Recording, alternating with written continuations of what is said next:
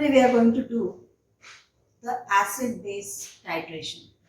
We are going to learn today how to do the titration between strong acid and strong base for class 11.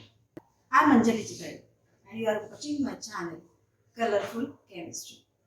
If you like my channel, then please subscribe and press like button. As I told you, today's titration is between strong acid and strong base. We are taking two solutions. The acid that we are taking is HCl and base we are taking is NaOH. The examples of strong acid and strong base I have given it in an earlier video. So out of that we have picked these two solutions, acid and base. Since these solutions are reactive towards one another, we are trying to find out the concentration of the solution whose concentration is not known, and by using the other solution whose concentration is known by volumetric method. And therefore, as I told you, this is called as volumetric titration. The aim of the experiment is container A. This is container A in which hydrochloric acid or HCl solution is given. It is labeled as container A. You can see the label. And container B is NaOH solution and its concentration is given 0.1050 normal NaOH solution. So concentration of this solution is known and the other solution is unknown, and these solutions are reactive towards one another. So we will make them react by taking a definite volume of HCl container A, 10 ml, and how much of or how many ml of NaOH is required to neutralize that solution. We are going to find out the volume of that. So volumetric titration between strong acid and strong base. Students, as I told you, once you write the aim in the journal, then you have to write down the observations. The aim is to be written on the right side of your journal. The right side page number 2, you start your first experiment. So here you will write down the aim, requirements, theory, procedure, and the result at the bottom of the page. On the left hand side, once you write the theory, then after writing the theory, you will be writing the observations. When you write the observations like Biuret solution, pipette solution, flask solution, indicator, color change, and the chemical reaction, you draw a tabular column, and once you draw the tabular column, only after that you start handling your apparatus for performing the titration.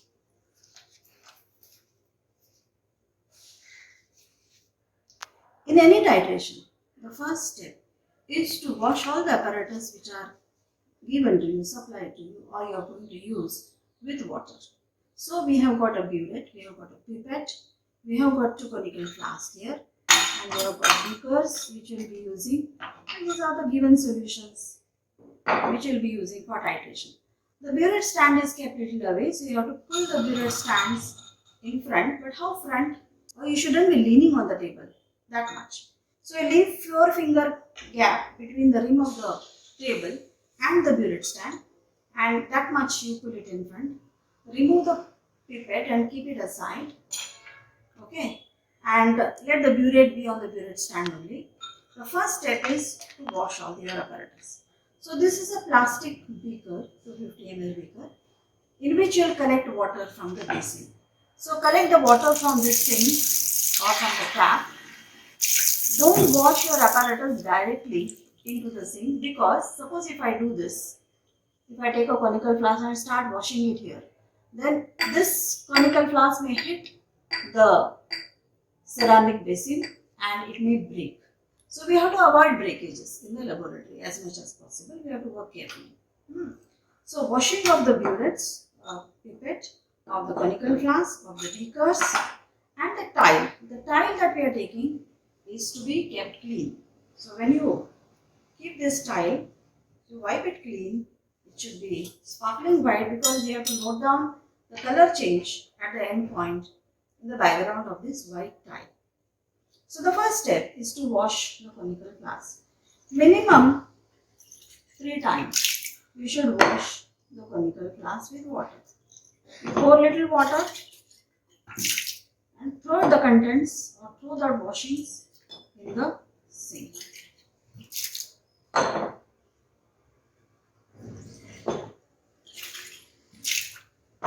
This is a very utmost important step. So I wash the conical flask. I'll keep it aside on the left hand side after washing.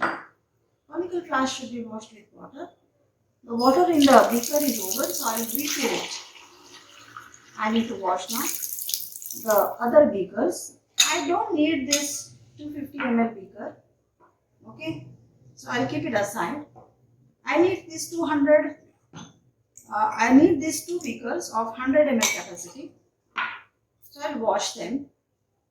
I'll wash them well. At home, when you want to have tea, you'll wash your cups very clean, isn't it? So that way only your laboratory functioning has to be. So keep your table dry. So the napkin, you should be carrying a napkin with you. That napkin, you should be using it for wiping the table to keep the table clean and dry. Your workplace should look very neat and tidy. So we have finished washing this apparatus. Now it is time to wash the burette. As we had learned, when the titration is between strong acid and strong base, preferably we'll take a strong base in the burette, that is NaOH. And strong base is given in container B. Container B, bases will be given, and container A, acids will be given. Okay, so remember that. Now both solutions are strong, as I had explained to you earlier. So I can do other way around also, but the indicator will change. We want to do this practical using a phenolphthalein as an indicator. So I will take acid in the conical glass and I will take base in the burette. Okay, so when I take acid in the conical glass, the indicator is going to be always phenolphthalein. So I will transfer this container B solution in this one of the 100 ml beaker, but there is water in this beaker. No? Some droplets of water will change the concentration of this solution. So what I will do, I will take little solution and I will turn it like this, twist and turn, so that the inner walls are getting rinsed. So I will rinse this and I will fill this solution into the beaker, 100 ml beaker, after rinsing. Okay. Now what will I do is I will keep this container B behind the burette. This is a burette solution. I will keep it behind the beaker. Okay. Now this container B, using this container B, I need to rinse this burette. The burette has to be rinsed, so I need to add little solution, only this much, up till 25 ml. At the bottom there is 25 ml mark, and I will collect these washings into say 250 ml beaker, because this is already rinsed and pure solution is taken, the container B solution, burette solution. So I will not collect these rinsings. So I will empty that burette, and now these rinsings I will throw it into the sink. Okay, I keep this 250 ml beaker aside. Now I don't need this. Okay, I lower the burette. You should lower the burette. See, there is if you press this, the burette will become loose. If you release it, it will fit in properly. Burettes should not be removed. Burettes are costly and you have to handle them carefully. No breakages of burette. So I request you not to remove the burette from the burette stand. Keep it as it is. You can just take it high up or lower it according to your height. Okay. So I will add now burette solution. First of all, I will see that this is called as stopper. Stopper means this is a knob which closes the flow of the water or controls the flow of water into the burette. So I will touch the rim of this 100 ml beaker to the burette, and I will fill it little above the zero line. I have to fill the burette now.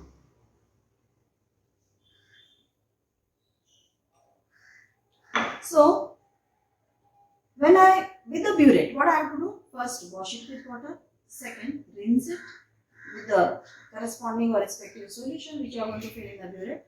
And third is fill the burette up till the 0 mark. You have to adjust the lower meniscus. This is a colorless solution, so you have to adjust the lower meniscus to the 0 mark.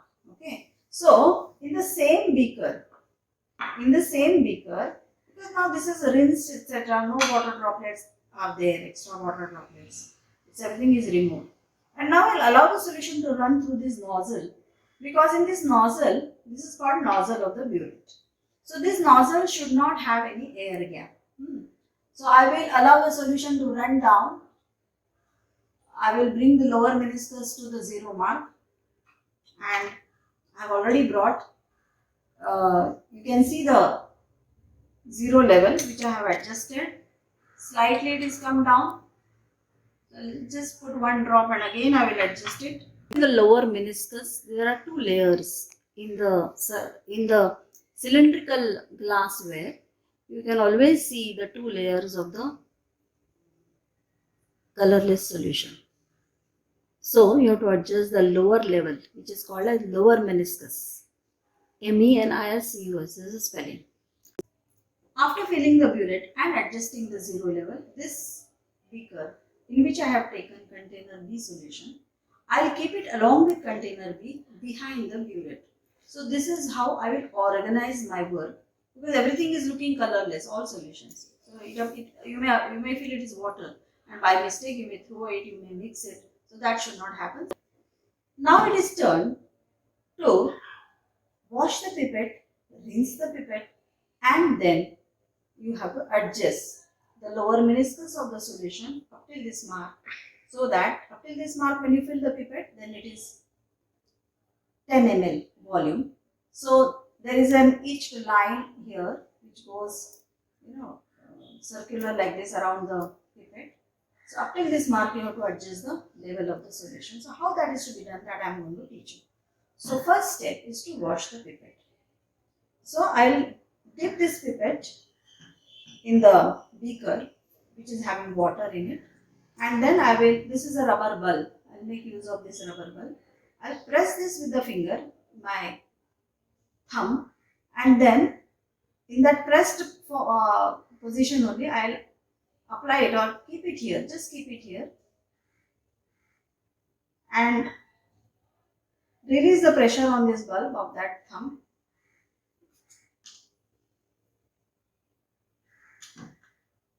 So when I release the pressure, the tip should be not touching the bottom of this. I'll put the index finger again, I will let the solution rise. Now slowly it is rising in the pipette. It should be properly fitting to the burette stand. Up till this red mark I can, and then allow it to run out into the basin of sink. So this way the washing part is done. What you can do is you can just blow it. Apply it, keep it here, and then apply the pressure. So all the water will flow out. So this was my washing of the pipette. Now keep a napkin handy. Now I have taken in this beaker, I will take this container A solution, so that I can rinse the solution, or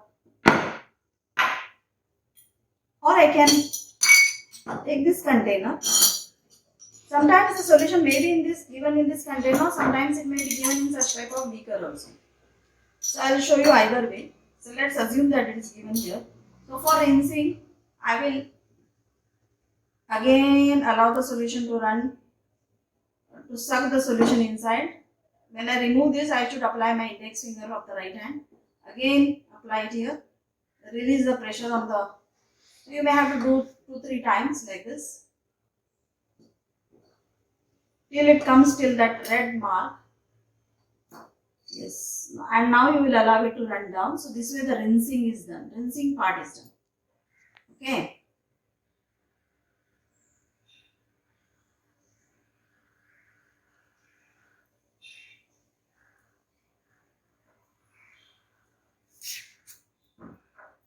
Now I'll collect this container A solution in a beaker. I have taken this container A solution in a beaker. That is, I collected it in this beaker and then I just little, say 5 ml, and then turned like this. If at all you have to use beaker in that case. If it is rinsed and given to you directly by teacher, then you don't have to do this way rinsing. Directly you start pipetting or rinsing. Okay. So now what will I do? I will do the rinsing or filling of the pipette. Stop.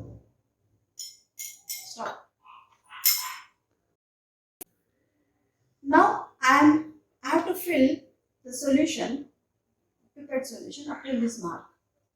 Okay. Adjust the lower meniscus up till that mark and then transfer it immediately into the conical flask. So conical flask should be kept ready. So the first conical flask, the one which is in front in that. Okay, so now I am collecting the solution, container A solution, that is HCl, into the. You should not touch the tip to the bottom of the beaker, otherwise it will get blocked and the solution will not rise up. Suppose you have to remove like this, again you have to suck some more solution because the applied pressure of water was less. Apply your index finger.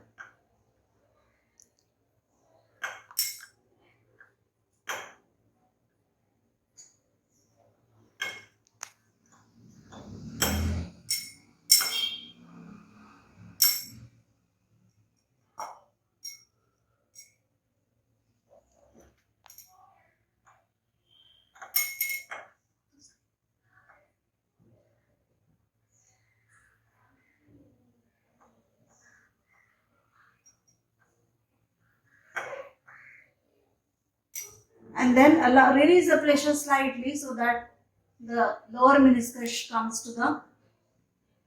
Can you show it in the camera? The lower meniscus. This is the lower meniscus. You have to adjust to that each line and release the finger so that the solution will run in the conical flask. So I'm keeping it here, the conical flask, and allowing it to run by itself. Let it take its own time. Don't try to blow the pipette when you are taking especially the correct volume. The tip of the pipette, you touch it to the inner wall of the conical flask and remove the last droplet of that solution. So one conical flask is ready. Now I'll pipette out second conical flask. You should at a time you keep your 2 conical flasks ready. So I am applying pressure and releasing. It's just a matter of little practice. Using this rubber bulb. Index finger, don't keep thumb or left hand. Do it with your, operate with this rubber bulb with the left hand and pipette with your right hand. So solution is rising up. Let it come to the red mark, up till red mark maximum. And now again I will adjust. So when you are adjusting this line, lower meniscus to the 0 line, you lift this container in which the pipette solution you have kept and you are pipetting out, and then release the pressure slightly so that the solution runs down, and tighten the finger, index finger. Swiftly you shift that solution or pipette into the conical flask so that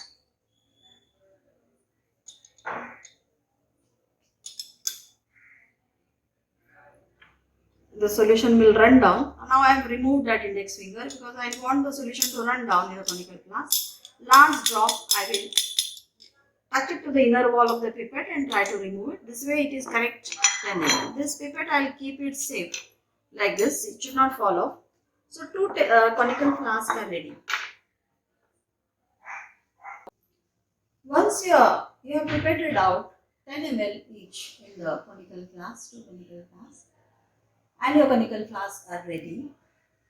To this conical flask solution with observations, you have written 10 ml of the pipette solution and 2 test tube of water. So what will I do? I'll throw this water which I had taken earlier because I had to do the washing of the pipette, etc. So maybe that water is slightly contaminated, and I will wash this test tube with water. Even test tube may be contaminated, so I need to wash. I have to make sure that everything is washed properly before I use. Rinsing of only burette and pipette to be done. Your fingers have to be dry when you are performing the practical. So keep your napkin handy, and you should be wiping your hands in between to that napkin. I will add 2 test tubes of water. The water should not fall off the test tube. Just little less than the upper rim. So I have added 2 test tube in one conical flask, 2 test tube in another conical flask.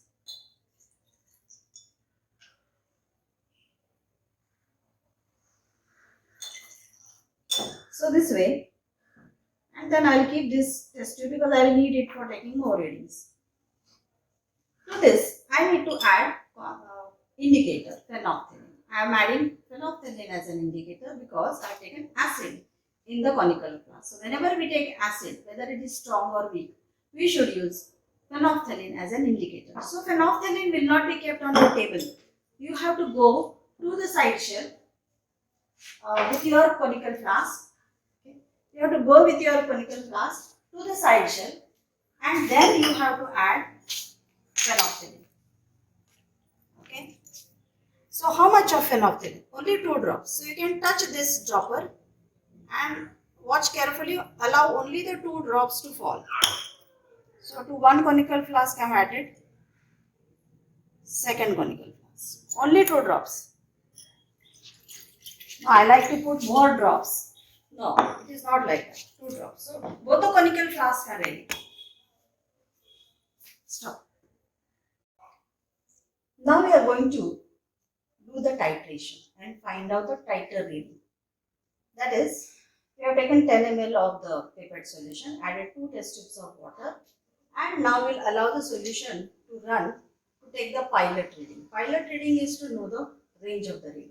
At what ml I am getting the color change in the conical flask, because I have used indicator in these 2 drops. So the moment few drops of base solution is excess, all the 10 ml of HCl has reacted with NaOH, then the reaction goes to completion and the color change we will be observing into the conical flask. So that is an end point. Okay. So, but this is not an accurate end point. This is a rough end point, you can say, to find out the range of the reading. My reading lies in which ml. So to find out the pilot reading, I will be adding 1 ml at a time. So you have to, there is a numbered lines here, or graduated pipette burette it is. So I have adjusted to 0 level, and then that 0 line has to come down. I mean that lower minister should run down from 0 to 1, 1 to 2, like that. 1 ml at a time I should be adding the solution. Now when you are keeping the conical flask under this, you keep it like this. You should be able to turn this or tilt this particular conical flask and keep it like this. Why it is to be kept like this? If you keep high up, then by mistake if you move your conical flask this way, that way, the drops are falling and they may fall outside the conical flask, which will not be reported in the reading or as a reading. So therefore, the tip of the burette has to just enter the mouth of the conical flask. Now, suppose you are short, then you can bring the burette little down. You can operate normally we operate like this. We encircle this hand or fingers, 4 fingers behind and thumb in front, and this way we operate the knob and we will turn the conical flask like this. But if you are not comfortable doing this way, then there is another way. You can operate this knob or stopper with right hand and add 1 ml of the solution at a time. So your eye should be with the level of the solution when you are adjusting 0 level, and also when you are allowing the solution to run down 1 ml at a time, then also your eye should be with the level of that ml, 1 ml. So the lower meniscus is touching 1 ml. So I am shaking the contents of the conical flask in a circular motion like this, giving slight jerk. Then I will allow the second ml to run down in a conical flask. Third ml.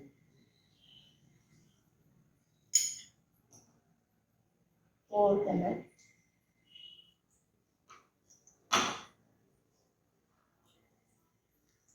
Fifth ml.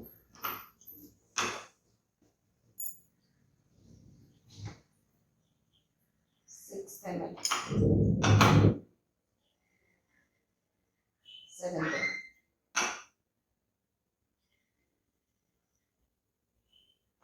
Eighth. You will get reading between 8 to 14 ml. So we have to see now. That way we normally give not less than 8 ml and not more than 14 ml.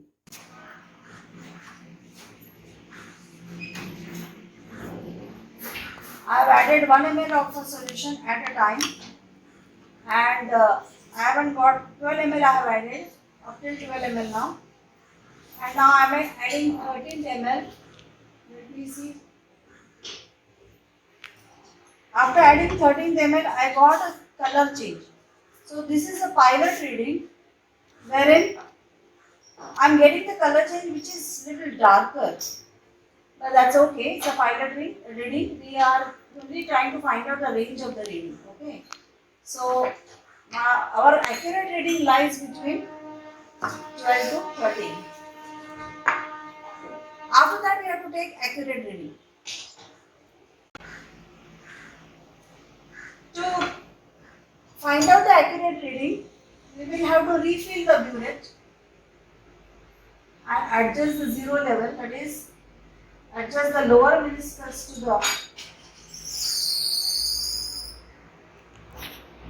the zero line and keep the solution behind the burette.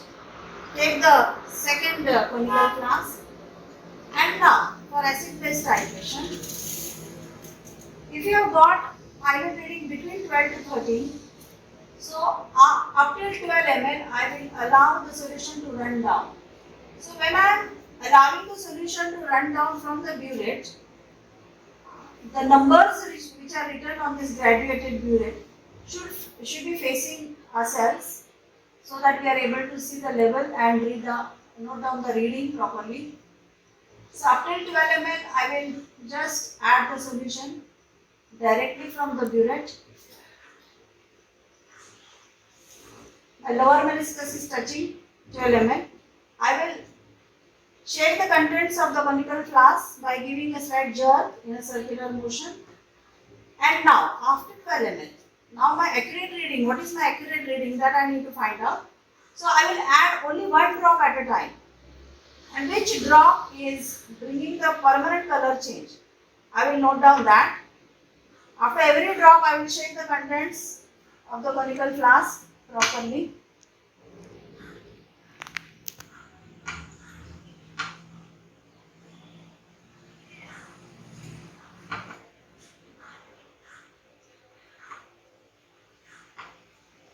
The time taken for disappearance of the color is slightly increased now.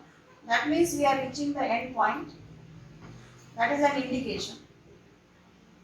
So I am adding only one drop at a time, and after every drop, I am checking the contents. So now the time taken was further more. Let me see the next drop. So our motto of finding the accurate reading, the color change, after keeping it for some more time, it has disappeared now. So I will add another drop. Now if you see, the color change has appeared, permanent color change. It's a lightest pink color. Can you see the color change? The color that has formed, it's a light pink. So that drop has brought about this color change, and this is my reading. Now I will note down the reading from the burette. I will note down that reading. I'll just bring it up at my eye level. The lower meniscus is touching which line, that I need to note down. So it is 12.6. 6. 12.6, the lower meniscus is touching at 12.6, and therefore that is my reading, and that I will note down this reading. You have to repeat this. Now we have taken one accurate reading. Now you have to go on taking minimum 3 accurate readings. All 3 readings should be same, but if they are not same, in that case you will have to go on taking more readings till any concordant readings are 3 concordant readings are same. Till then you have to go on taking the readings. Okay, so repeat the same experiment and finalize with your reading. Don't note down the readings in your tabular column directly. With a pencil you note down in the side margin or upper margin.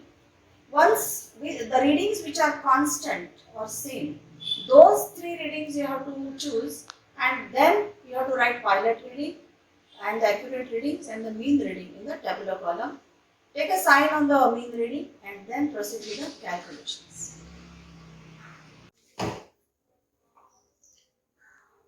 Students, you have to bring lab coats. You have to get it stitched or you get it ready-made in the market. It should be loose fitting and with a collar, with the half sleeves. Whether it is for girls or for boys, it should be the same. There is a slit here behind, so that will fit you a little loose at the bottom. So therefore, it is a universal size. It will fit anybody. And it should have proper buttons also. You should button up your lab coat whenever you are in the laboratory. You are wearing uniforms, and therefore to protect uniform, you need to wear the lab coat. I am not wearing a uniform, so I don't have that problem.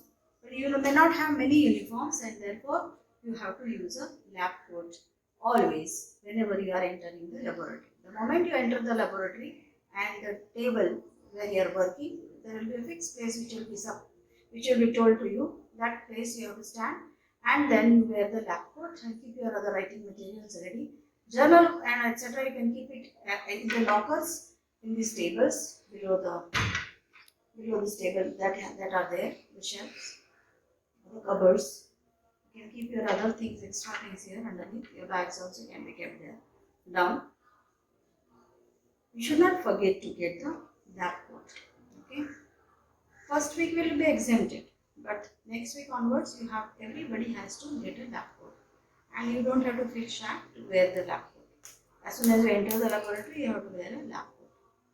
Please remember that. Okay. So lab coat is must, and you need to protect uniform that I told you already. You may not have many uniforms, and therefore you need to protect your uniform.